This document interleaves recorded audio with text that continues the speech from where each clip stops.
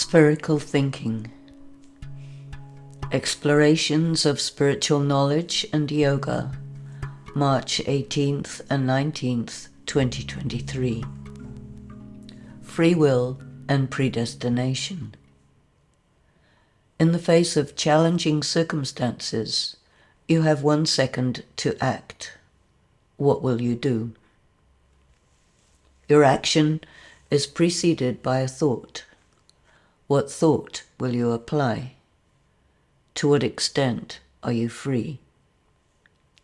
To what extent are you driven by force of mental habits and residual distortions of perception due to long-term trauma? To what extent do you know who you are such that you always act according to your essence? Spherical thinking. Consider events in the context of the larger whole, the big picture, which is constantly moving and changing. Perceive the origin, current manifestation, and ultimate consequence of a trigger event, then act or do nothing. This type of thinking is the key to overcoming waste or purposeless thoughts. Facts versus perception. Beware of considering circumstances to be objective reality. Circumstances are three-dimensional moving images, sounds, and they are with many associations. These are perceived in the mind, evaluated and determined by your perspective and perception. Are you neutral, or do they trigger any negative emotion or pairs of opposites which can influence your acts and feelings? Philosophical versus practical. It is insufficient to know at the intellectual level. You must discern the how and why of all things mental, emotional, psychological, and physical in order to make intelligent decisions. To what extent are you limited by cultural norms? You need repeated tests in whatever area you are weak, blind, or deaf until you become competent in responding both neutrally and with power.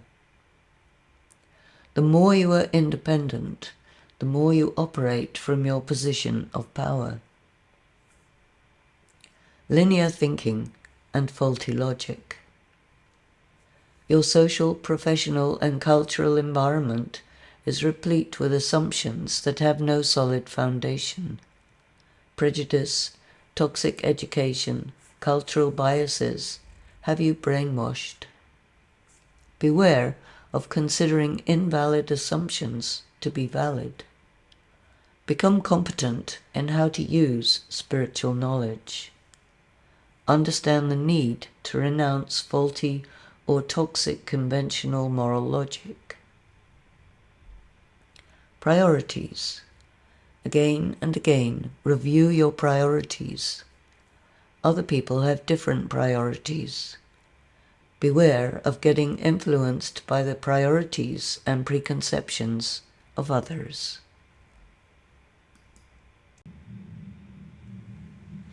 Yantras.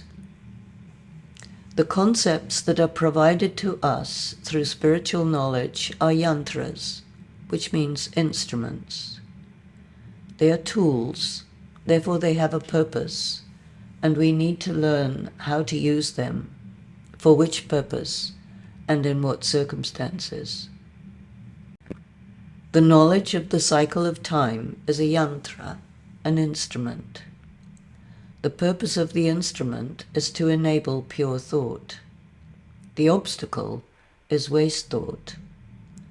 Waste thought is vyart sankalp, which means meaningless thought, thought which has no significance, or thought that is not relevant. It is obsessive, compulsive, self-defeating thought trains. Vyart Sankalp arises from using conventional moral logic and looking at the world in terms of right and wrong. This is called linear thinking. Almost everyone in the world thinks in linear fashion. It is a delicate and subtle process to move out of linear thinking into spherical thinking. The Supreme Being, or Omniscient One, is likely to be more intelligent than the present-day scientific community. On what basis would it be possible to recognize knowledge that comes from that source? These are not easy subjects to grapple with, but they are helpful when considering the subject of free will and predestination. Being able to handle paradox is important to this process.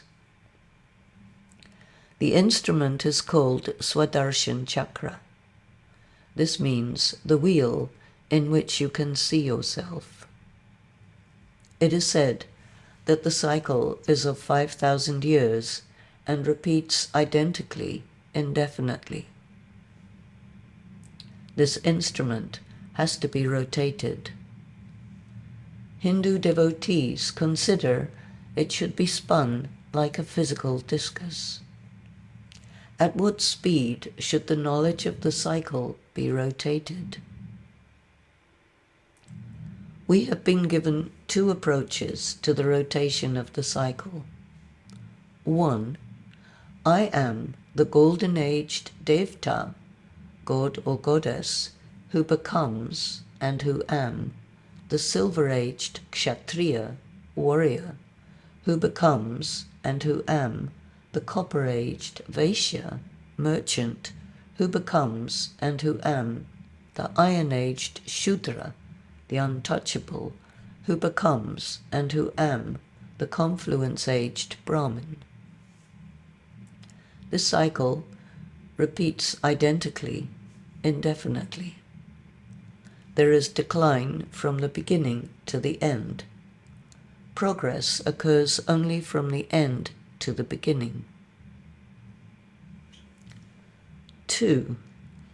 I am the golden-aged Devta, who becomes and who am the worship-worthy idol during the time of religion, who becomes and who am the confluence-aged Brahman, who becomes and who am the subtle angel in the body of light, who becomes and who am the discarnate soul in the soul world.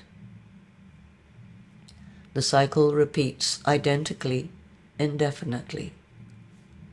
This particular rotation, known as the 5 forms, defines the self as perfect at all times.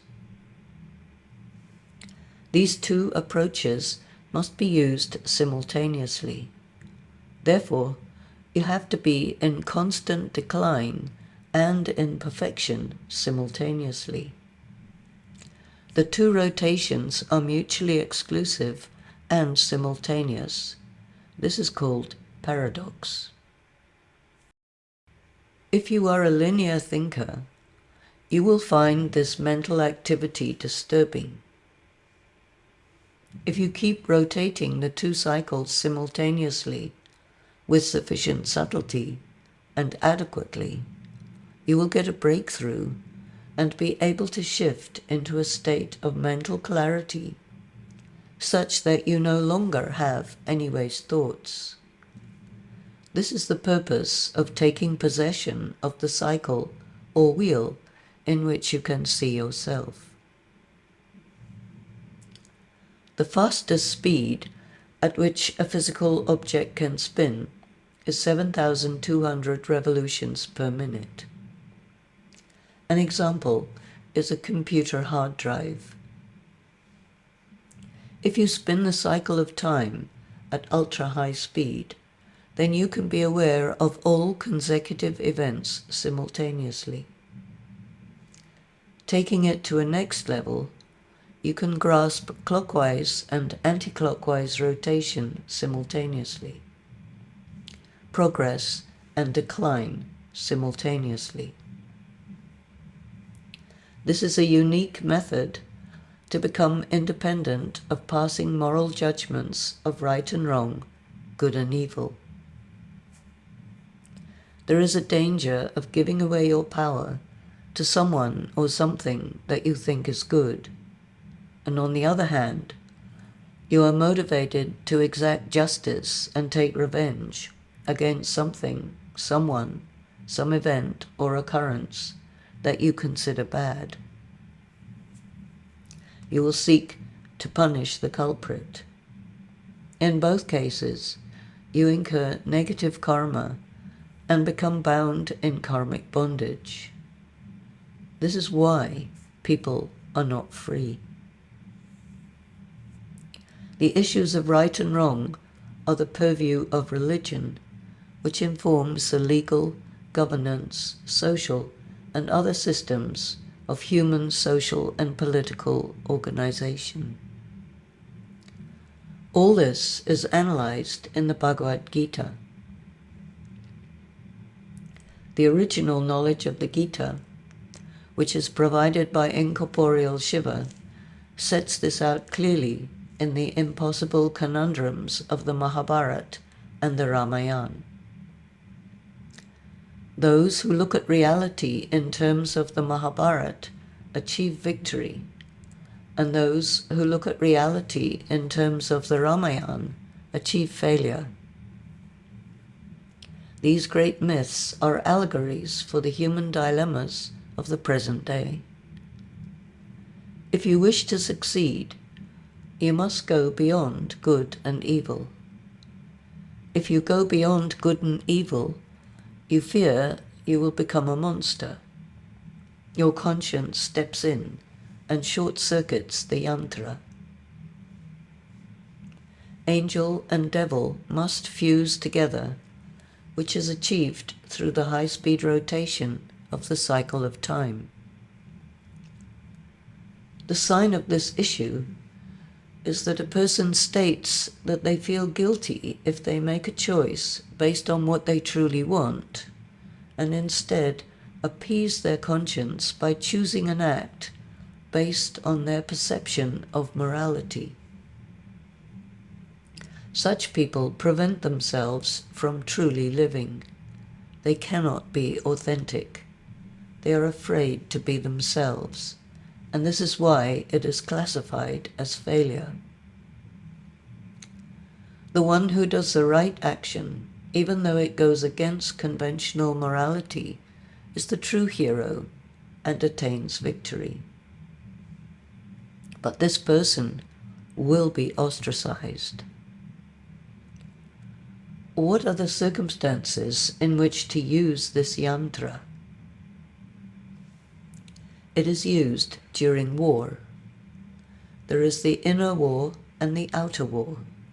This is for the inner war. Whenever a series of waste thoughts is triggered, it is a signal to initiate the rotation of the cycle. However, the thought process must be completely relevant to what triggered the storm of waste thoughts. It could be anything from a light breeze to a hurricane. The swadarshan chakra is a weapon. You have to fight your own inner battles. The other weapons in the hands of Vishnu, the conch shell, words, the lotus, acts, the mace, firm, decisive intention. These three are to be used in conjunction with the swadarshan chakra. The swadarshan chakra is also the spinning swastika. It must be spun in a clockwise direction. Otherwise, anti-clockwise spinning gets called pardarshan chakra. Pardarshan chakra means your mind is occupied with the behavior of someone who has disturbed you in some way. Swadarshan chakra also means to accept conventional moral views about right and wrong and remain within that limit which was set by other people, society. When the swadarshan chakra is spinning in your thoughts, you create karmic accounts and karmic bondage with that person or those people. The circumstances of inner war should be considered as tests. Tests are tests of faith. Faith means faith in 1. Yourself, 2. God, 3. Drama, 4. Others. Where the actions of others do not distort your perception, you do not have an emotional reaction to their actions. Passing the tests means you remain stable, focused, proactive, and decisive. Failing means you react, embarrass yourself, etc. All elements of the test circumstances have to be assigned a meaning or a value instantly. Accordingly, you apply them in the rotation of your thinking and analysis. Then you take action. This is called tivra purusharat, fast effort, often translated as intense effort. You have to be extremely fast and mentally agile to perform this work within an instant. Another important question to consider: are you driven by events, or do you drive events? An event is a trigger of your sanskaras, your personality traits or tendencies. If you act according to your old sanskaras, it means you are driven by events. Acting according to your old sanskaras means reacting to the event in a way consistent with your habits and personality. If you are fast, you instantly recognize that a trigger was activated. You discern what the test is. You instantly apply the swadarshan chakra and neutralize the trigger. Your action is according to your use of the weapon. This is called free will. Everyone has their own triggers. You have to know what yours are. These are your Achilles' heels. There are many. They arise from past karmic accounts, trauma, toxic morality, toxic religious, educational, parental, and other moral authorities. There are complex games, predators, temptations, forms of corruption, many things that move you from your seat of self-honor. Application of the swadarshan chakra restores you instantly to your position on your seat of self-honor. All these triggers are also called maya. They derive from materialism, which means linear thinking, and from illusion and delusion, which derive from sense perception. Repeatedly shift into spherical thinking, soul consciousness, and establish your mastery over the game. Apply your free will, and you will be delighted with whatever is predestined. Om Shanti.